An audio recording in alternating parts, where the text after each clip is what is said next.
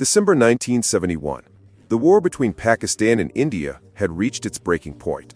Amid the chaos, surrender, and confusion, thousands of Pakistani soldiers were taken prisoner. Among them was a young man who did not look like a soldier, but whose resolve was stronger than many. His name was Ikram Sehgal. Ikram Sehgal was not a career military officer.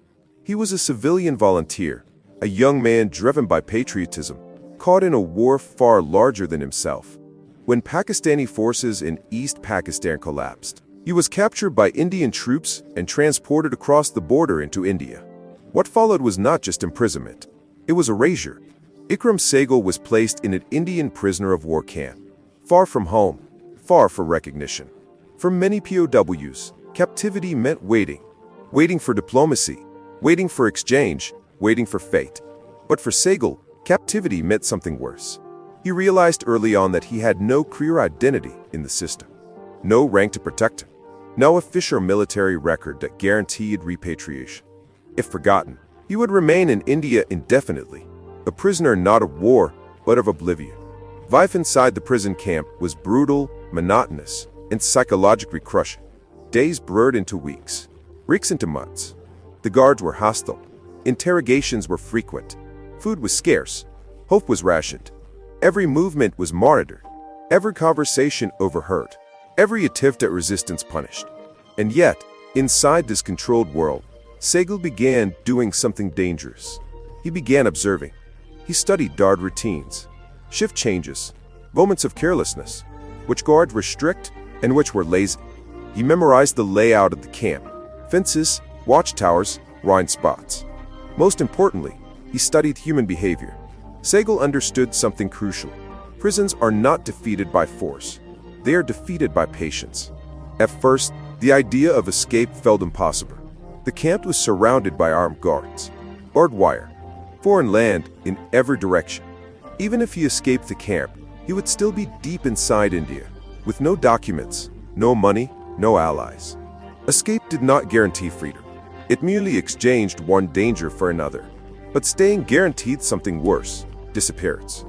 Slowly, Sehgal began preparing, not physically, but mentally. He conditioned himself to endure hunger, to suppress fear, to think clearly under pressure. He avoided drawing attention. He complied when necessary. He waited. Months passed. Then one day, opportunity appeared. A combination of routine fatigue and human error created a narrow opening. A moment so small that most prisoners would not even notice it. But Sehgal did. During a lapse in supervision, he made his move. There was no dramatic fight, no alarms, no heroics, just silent movement, controlled breathing, and one irreversible step into the unknown. Ikram Sehgal had escaped. Freedom, however, was an illusion. Outside the prison walls lay a far greater prison, India itself. He was now a fugitive in enemy territory. Every uniform was a threat, every stranger a potential informant, every road a gamble. He moved mostly at night, hiding during the day, avoiding cities, checkpoints, and crowds. Hunger followed him constantly. So did fear. But fear, Sehgal would later write, can sharpen the mind if it does not break it. Without documents, he relied on instinct and improvisation. He changed routes frequently, avoided trains, traveled on foot whenever possible. He learned when to speak and when silence was safer than words. One mistake would mean capture, and this time, escape would not be an option. As days turned into weeks, exhaustion set in. Blisters covered his feet.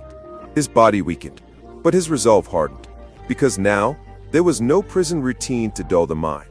Only one objective remained: reach Pakistan. Eventually, through sheer persistence, calculated risk, and extraordinary luck, Sehgal reached the border region. This was the most dangerous phase. Borders are not lines on a map. They are killing zones. Patrol, watched, unforgiving. Crossing meant risking death, from guards who would shoot first and question later. But turning back meant certain capture. So he crossed. When Ikram Sehgal finally stepped onto Pakistani soil, he was no longer just a survivor. He was a witness, a man who had looked into the machinery of captivity and refused to vanish inside it. His escape was not celebrated with parades. There were no medals waiting. But years later, Sehgal would write his story, Escape from Oblivion, not as a tale of adventure, but as a warning. A reminder of what happens when individuals are forgotten in war, and what human will can achieve when survival becomes an act of resistance. Ikram Sehgal's Escape was not about heroism in battle. It was about defiance against erasure, against silence, against disappearance. In a war that produced countless prisoners, he chose to become something else, a man who refused to be lost to history.